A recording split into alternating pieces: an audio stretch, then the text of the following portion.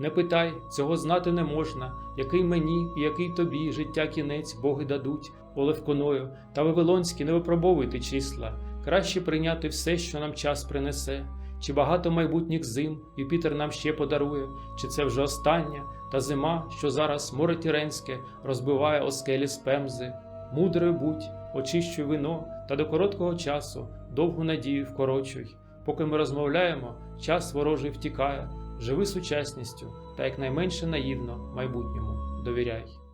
Хіба не дивно, що слова Carpe Diem, використовувані протягом століття як вираз веселого оптимізму, походять з вірша, який звучить настільки серйозно, навіть трагічно.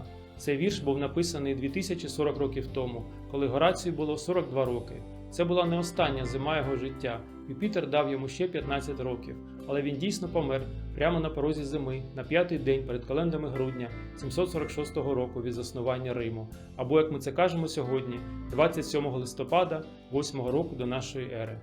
І коли я вимовляю слова до нашої ери, я уявляю собі, як був би здивований Горацій, коли він писав цей вірш і думав про майбутнє, якби ми сказали йому, що найбільші зміни в житті імперії та світу, навіть зміна того, як люди лікують роки його власного життя, відбудеться не через його могутніх друзів в Римі, таких як імператор Август, а через маленьку дівчинку, якій зараз всього кілька років, яку звуть Мар'ям і яка живе в далекій провінції Римської імперії під назвою Галілея.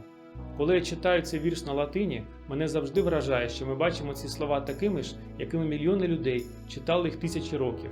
Римські імператори, люди, які писали новий заповіт, для яких це був вже відомий старий вірш, і великі письменники, які створили літературу, що стала наріжним каменем тих самих мов, на які я зараз знову його переклав.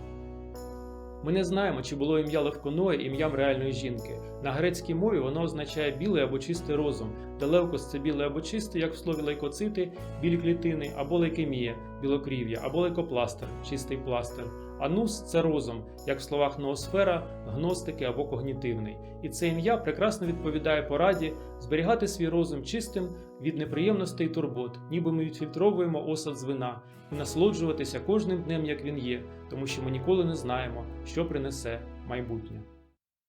Туне квезіріс, сцирене фас, квем міхі квем тібі, фінем діде дарінт, левконое, нек бабілоніос, темптаріс нумерос, ут меліус, квід квідаріт паті, сеу плюрес хємес, сеу трибуїт, Юпітер ультімам, квенунг опозітіс, дебілітат, пуміцибус маре, тюрренум сапіас, віналіквес, ет спаціо бреві, спем лонгам ресецес, дум локвімур, фугаріт інвіда, ета скарпе дієм, квам мінімум, кредуля постеро.